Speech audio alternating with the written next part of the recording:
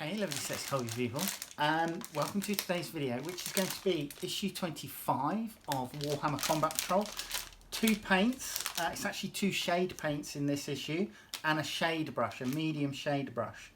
So come and join me on the desk and we'll have a look through it. Hey lovelies, right, let's have a look at issue 25 of Combat Patrol, shall we? Now, we get two shades and a shade brush. Let's open this out, and then I'm just going to grab the shade brush that came with Imperium for a comparison. Right, so pop the shades up there. We get Nuln Oil and Carraborg Crimson. I have got both of those shades.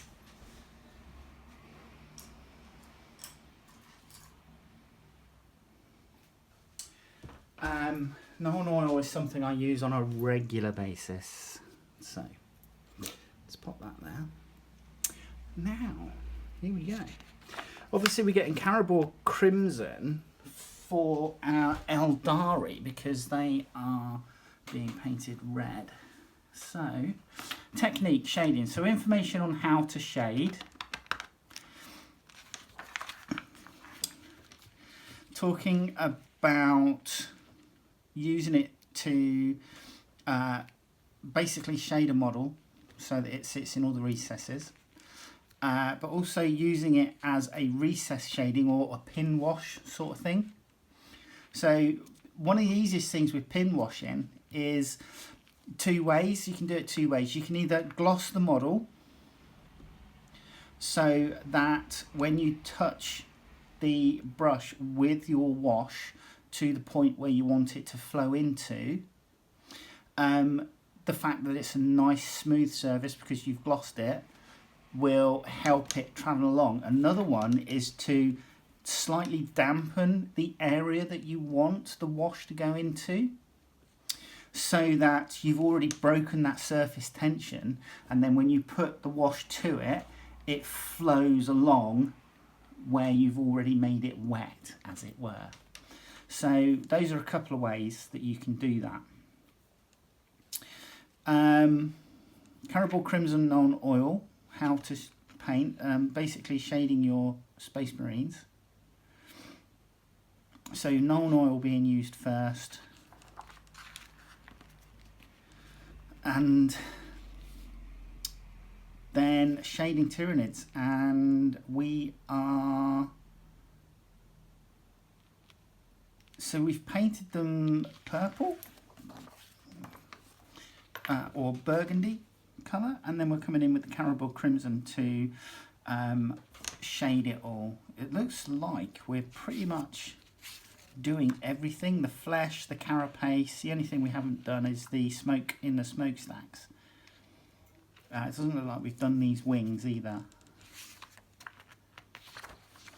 But yeah, and then like I said, we've got Nuln Oil in spots on your Farseer here, and using the Carraborg Crimson to do the cloak.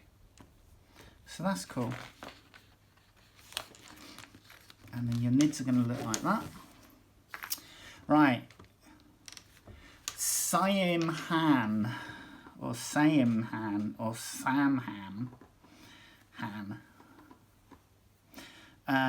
is an ancient craft world that is populated by some of the fiercest Eldari warriors in the galaxy. Their bravery is legendary and they are an honourable people, but their warlike tendencies have often led them into conflicts that might have been best avoided, and even into conflicts with the other Eldari craft worlds. There you go.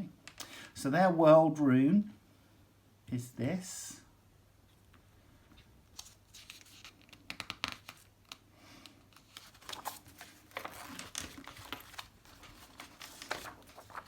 And again with the really bad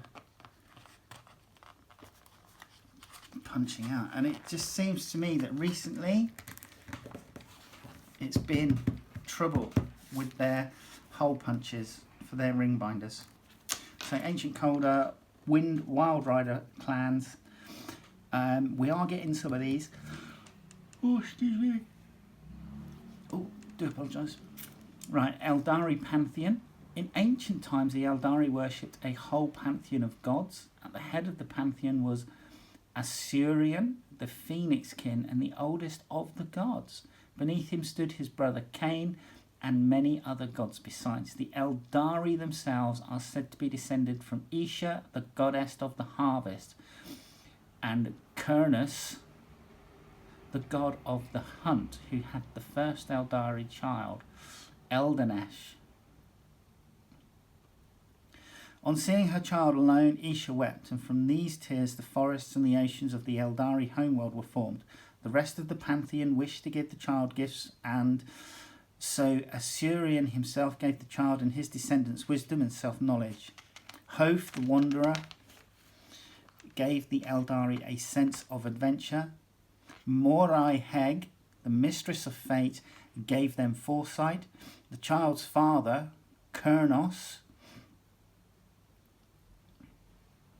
gave them desire, and many other gifts were given besides. Only Cain gave the Eldari nothing, wishing to teach them that they were owed nothing and must take for themselves what they needed to survive. The pantheon was disrupted during the fall by the birth of Slanesh, who hunted and consumed the gods of the old pantheon, taking their power for herself. There you go. Slanesh being a bit of a dick. So, Phoenix Lords. The Phoenix Lords are the ancient exarchs who each founded an aspect shrine. The different shrines are focused on the separate aspects of their warrior god Cain. As the founder and leader of the shrine, the Phoenix Lord becomes the living embodiment of the aspect of their god. The Incarnate is the embodiment of Ennead. Although it contains only a fraction of the power of the god, much of the time the Incarnate waits between dimensions called forth by the energies of death that are released during times of war. When ready to manifest, the Incarnate rips open a hole in reality, emerging in a cloud of ectoplasm. Isn't that just another word for snot?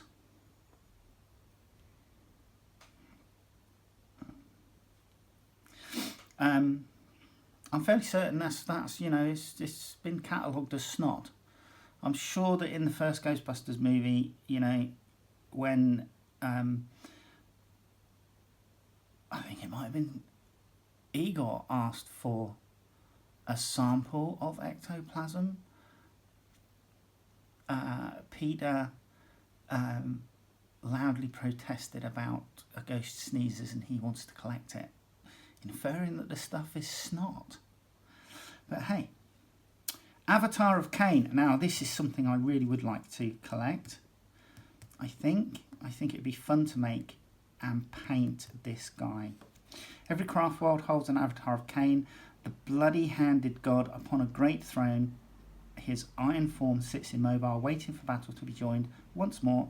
As war approaches, molten metal begins to flow in his veins, and he rises to fight, wielding a weapon known as the Wailing Doom. His presence on the battlefield intensifies the battle lust for the Eldari, just as it terrifies their foes. So, play for our green section, Tyranids 01. Tyranids faction abilities. They got Synapse, which is essentially their hive mind psychic ability. Example Synapse. In this example, the unit of Termagants must take a battle shock test because they are within 6 inches of the Tyranid Prime, which has the Synapse keyword. They're able to take the test with 3d6 instead of 2. Okay, so it allows you to make a better roll, as it were. And then Shadow in the Warp.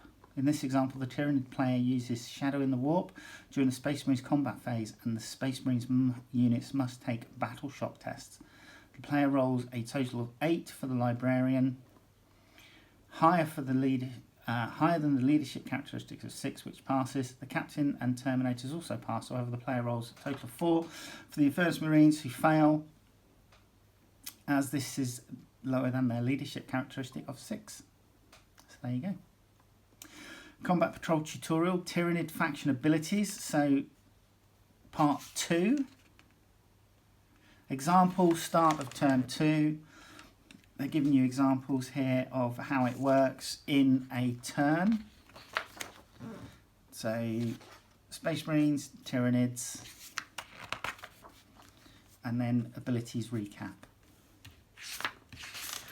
And then we have our Wraith Lord in the next issue.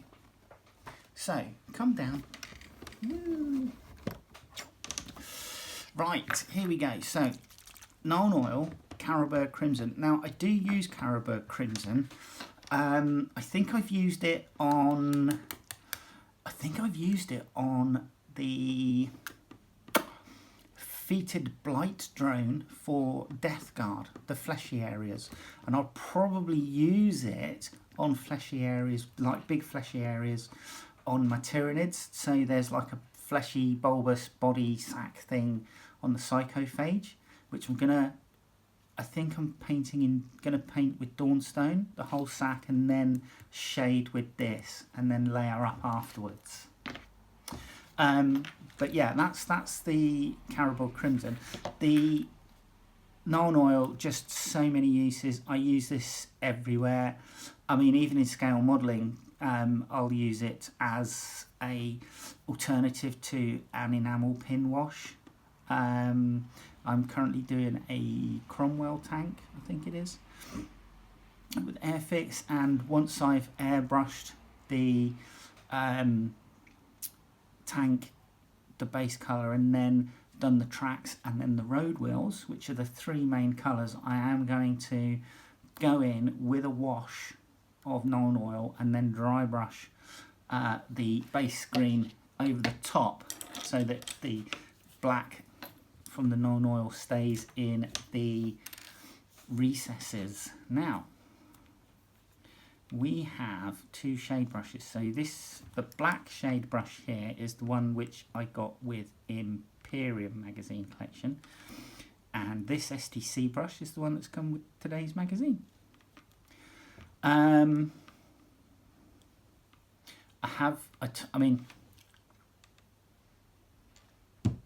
do use this brush for other things other than shade. I find that this brush is brilliant if I'm blocking colours in on something.